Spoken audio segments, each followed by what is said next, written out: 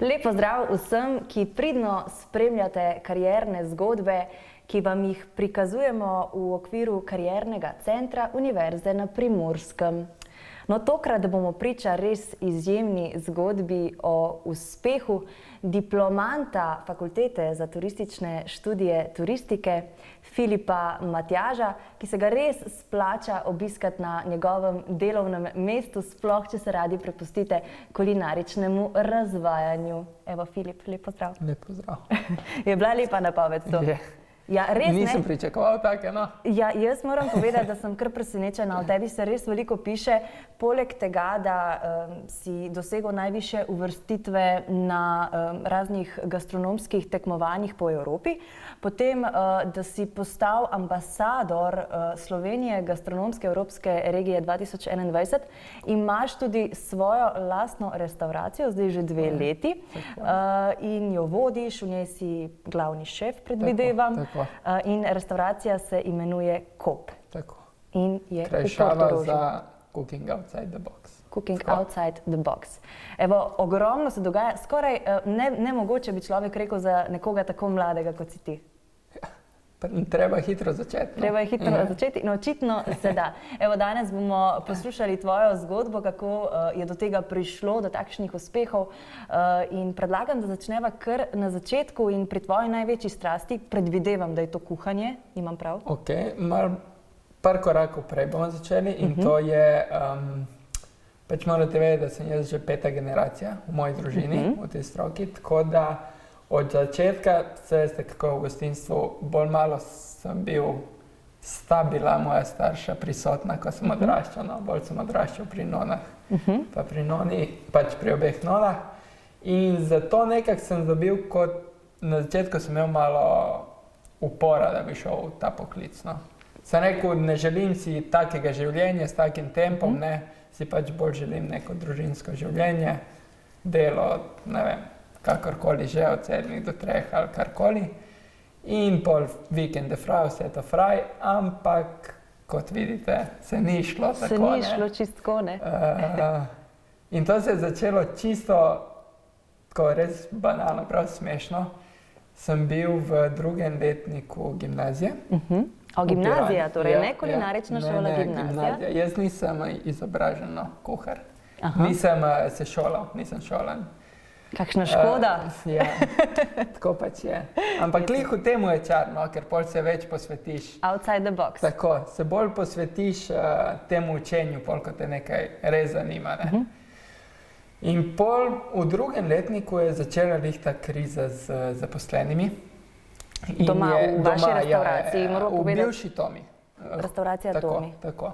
In je rekel moj oče, dejka ne bi ti vstopil, mesec, 2 meseca, pa pol lahko greš nazaj, normalno šolo in vse, samo da nam pomaga zdaj, dokaj ne najdemo nekoga. In pol iz teh 2 mesecev je nastalo, bomo rekli, do zdaj življenjska zgodba, no. Se pravi, ko si začel pomagati kot dijak doma v restauraciji, te pravzaprav ta tempo potem ni odbil, ko si ga enkrat začel živeti, ampak te je pritegnil. Tako. Pač mogoče sem videl preveč ozko sliko na začetku, ne? In pol, ko greš v nekaj in ko vidiš, kakve so možnosti vse, da ni nujno, da greš samo po enih tirnicah ali pa naprimer po tirnicah mojega očeta. Zato sem tu odprl zdaj svojo restauracijo, svojo filozofijo in na srečo so se vsi moji strinjali doma, tako da meni je to zdaj. No. Evo, do tam še prideva sicer. Rekel si, da te je nona navdušila nad kuhanjem, pravzaprav. Katera je bila tvoja najljubša jed v otroštvu? Vse sladice. Vse sladice? Mislim, da sladice. A jaz sem pa zasledila, da zdaj glih sladic nimaš preveč rad. Ne. To se tako obrne s časom. Mislim, ko sem bil pač še dijak, sem vse mislil, da pač življenje je tako bolj monotono, da to, kar ti je takrat všeč, to ti bo vedno všeč. In po s časom razumeš, da je to čisto kontra. Da delam čisto druge stvari, všeč so mi čisto druge stvari, kot so bile prej, tako da ne moreš verjeti, koliko se v življenju pač skozi življenje, skozi različne poglede, kako se vse spremeni. No. Okay, in kaj si ti pravzaprav želel početi? Si imel kakšno drugo vizijo, preden si odkril to strast do kuhanja? Ne? Si imel kakšno drugo željo, recimo v osnovni šoli, kaj te je vleklo? Prvo sem hotel biti policaj, ne vem zakaj. Aha. Ampak pomorska policija. Aha. To me res, vedno morje me je privlačilo. Ne vem zakaj policija, ampak zdeli so se mi v redu fanti, bomo rekli, no. Sam pol se to vse obrnilo. In potem, se pravi, šel si na gimnazijo v Piranu. Tako. In po gimnaziji, ko sem pol videl, da mogoče turizem ni toliko faljen, sem rekel, nič, bomo probali na turistiki, pa še vedno pol lahko gremo kam drugam, tako da. Ampak pol na turistiki mi je postalo tako zelo všeč. Pa na srečo sem imel super sošolce, tako da ne bi zamenjal ta čas več. Ok, se pravi, v drugem letniku srednje šole si začel sploh prvič pripravljati jedi v profesionalni restavraciji. Do takrat si recimo doma, ker si rekel, da staršev veliko ni bilo doma, si mogoče bil ti zadolžen, da pripravljaš kosila, ne vem, v osnovni šoli ali pa tako? Ne. Dejansko si se s tem delom spoznal šele takrat. Strast do kuhanja ni torej odvedno, ampak se je takrat rodila. In potem sem zasledila tudi, da si to svoje kuharsko znanje začel zelo nadgrajevati. In sicer delal si v restauracijah z Michelinovimi zvezdicami. To je bilo pred kratkim. To je bilo pred 2 leti in pol nekaj. Takrat pravzaprav preden si začel tudi svojo restauracijo. Tako, preden se je gradila in sem imel tisti prosti čas. In pač prosti čas. In sem rekel, nič najboljše, da to izkoristimo maksimalno. Dobil sem možnost, da sem prišel v FedEx v Londonu in sem rekel, nič. Bo treba probati, da vidimo malo, kako je v teh Michelinkah delati. In kako je? Naporno, ampak poučno na koncu. Ampak poučno. Evo, sicer si bil tudi član slovenske kuharske reprezentance, sem prav povedala? Mladinske kuharske reprezentance. Smo prestari. Saj jaz ne vem točno, kaj to je, ampak vem, da so tam zelo dobri kuharji, da gre za tako zelo kompetentne kuharje na svojem področju. Pač ni pomembno, kako dobri kuharji so, zame vsaj, je zdaj pomembno, kako dobri prijatelji so.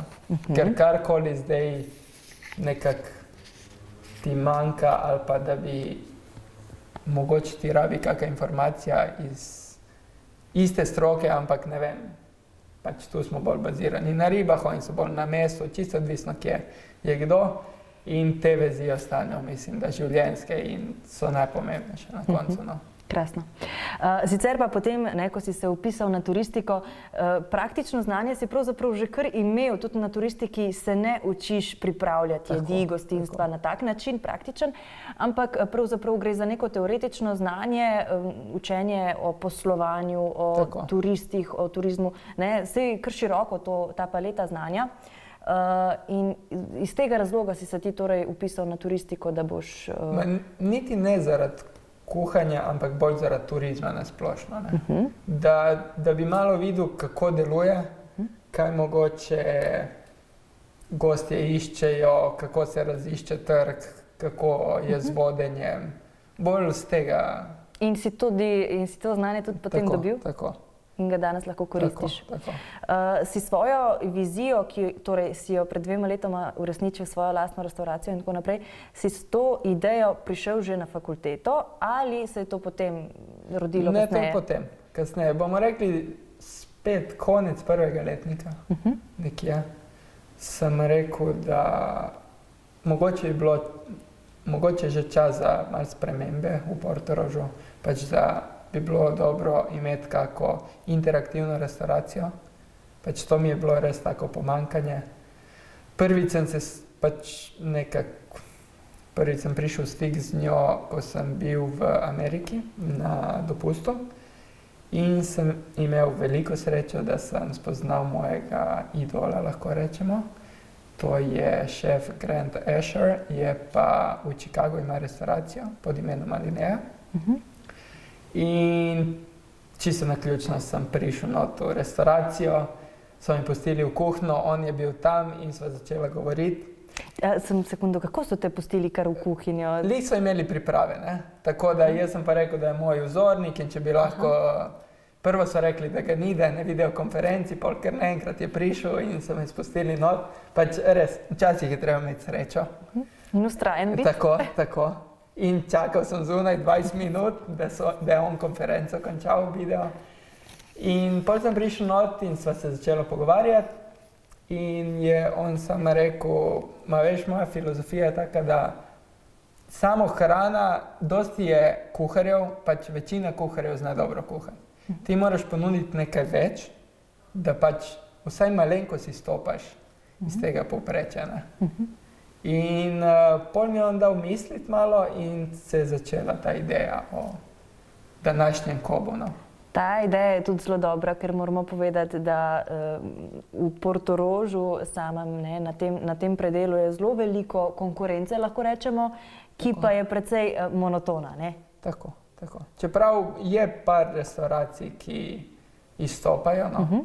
Ampak nažalost večine... Na srečo se stvari spreminjajo. Ja, in upam, da bo šlo v tej smeri, da bo čim več takih. Evo, super.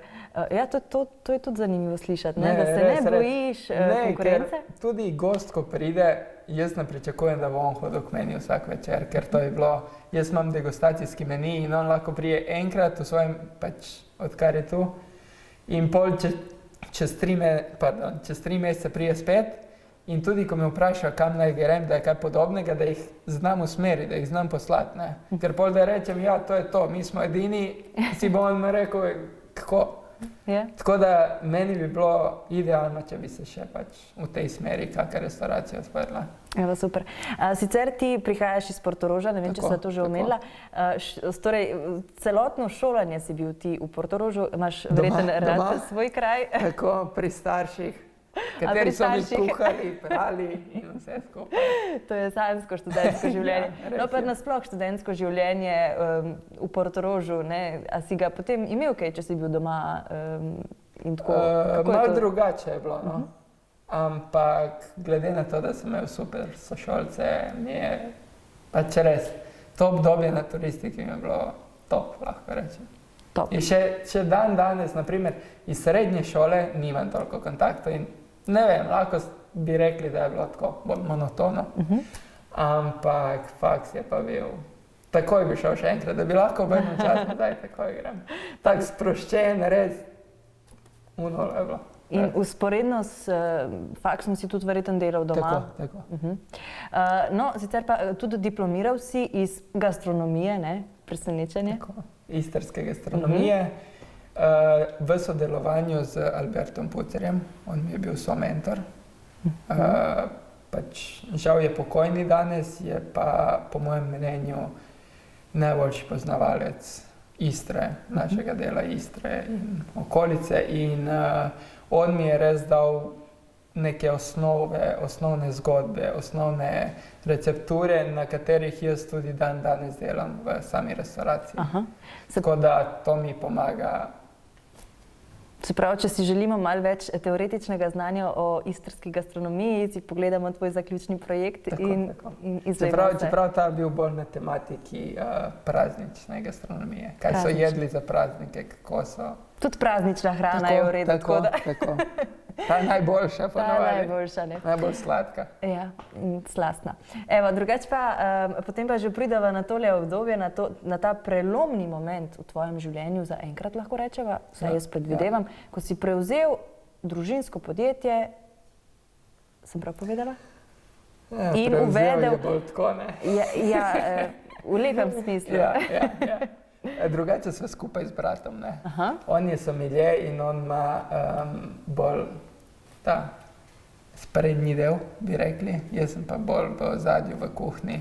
Tako da sva skupaj prevzela to in mi je ful všeč, ker on je tudi končal pravno fakulteto, nima nič s tem, ampak verjame v to zgodbo in je 100% šel v to in zdaj je meni 200-krat lažje, ker je še on tu. In res je ta pač pozitivna energija se tudi čuti pol na koncu. Zagotovo. No in uvedla sta torej zdaj nov koncept, novo ime, zdaj pa lahko kaj več o tem poveva. Cooking outside the box. Tako, kaj to pomeni? Je pač, to bi lahko rekli, da je kuhanje izven okvirjev. Koncept tega je, da ni samo to, kar je na krožniku, ampak tudi izven krožnika, ne? Zato je tudi izven okvirjev. Je, kje se nahajate, kaj se še nahaja na mizi, kaj še morajo gost sam narediti pri določenih jedeh, da bo ta jed popolna. Tako je res interaktivno, bomo rekli. Torej, kakšne so spremembe, poleg tega prej sva izvedela, da gre pravzaprav za drugo stavbo, ni to več restauracija Tomi, da gre za... To nasproti je ena taka kamnita hiška, tam smo drugače mi živeli. A je to, tam ste živeli, a je to butična varianta? Torej? Za 25 oseb maksimalno. Tako da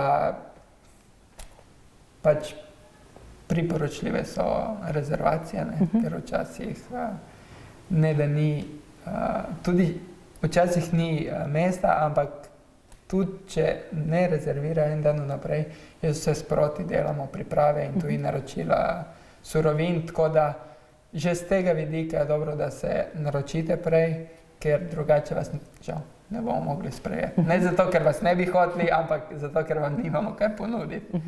Ker pač sem šel iz tega koncepta, da si želim maksimalno uporabo živila, ki ga nabavimo. Da je, ne moremo reči zero waste, ampak da je minimal waste, bomo rekli. In ta koncept, in kako zdaj, ko si ti to zastavil 2 leti nazaj, zdaj že nekaj časa je to v praksi, a deluje to tudi na našem trgu v Portorožu? Imamo dovolj takšnih gostov? Počasi se to razvija. Jaz mislim, da jih imamo dovolj. In tudi turisti se toliko menjajo, da se vedno najde kdo. Moramo razumeti, da to je majhna restauracija. Ne vem, poleti delam samo za teraso in par mizami not, tako da jih sprejmem, zame je optimalno, da jih sprejmem 15 ljudi, rečemo, in 15 ljudi se vedno najde. Torej, tvoje delo zdaj v novi restauraciji je, da si šef? Tako. In hkrati tudi vodja? Tako. In hkrati tudi vodja? Tako. Na srečo imam dobrega šefa, kateremu lahko zaupam in vse.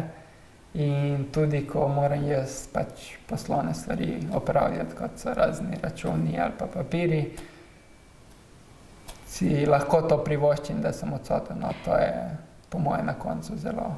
Pri tem znanju je verjetno tudi fakulteta turistike prav prišla, ne? Točno tu je prišla prav fakulteta.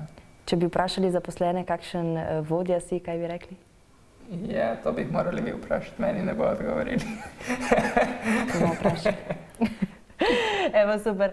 Kakšni so načrti za naprej, kaj se bo dogajalo z restauracijo Kop in tudi na tvojem področju, v tvoji karieri? Imaš kakšne cilje posebne zdaj, glede na to, da si največjega verjetno že izpolnil? Tako, zdaj je najverjetneje pač graditi na tem. Zdaj imamo neke osnove in zdaj nam rabi nek čas, da pridemo do določenega nivoja, da bo rekel, ok, zdaj pa gremo naprej, ne vem, v kako drugo smer. Kaj pa biti ambasador Slovenije gastronomske evropske regije 2021? To pomeni, da se bo 2021 kaj posebnega dogajalo? Slovenija pač bo imela ta naziv in bojo, bomo rekli, vse oči usmerjene v Slovenijo, tako da je treba gastronomsko to izkoristiti in imeti razne evente in privabiti čim več ljudi, ker res mislim, da je to idealna možnost. No. In to se bo dogajalo tudi v restauraciji Kop? Tako. Tudi tja? Lahko pridemo, ampak se moramo naročiti. Vsaj en dan prej. Evo, super. Filip, najlepša hvala, ker si vzel čas in nam predstavil svojo zgodbo, ki je definitivno zgodba o uspehu, kako si apliciral vse znanje, ki ti ga je dala tudi fakulteta, kako si sam poiskal svoje izobraževanje in tako naprej, da si zdaj tukaj, kjer si in so sreča še naprej. Najlepša hvala. Vse vas, ki pa nas spremljate, ki spremljate zgodbe o uspehu, povabimo v restauracijo Kop, če želite okusiti Istro na krožniku. Na malo drugačen način. Na malo drugačen način. In se vam zahvaljujemo, da ste bili z nami, pa se seveda vidimo v naslednji karierni zgodbi. Nasvidenje. Ja.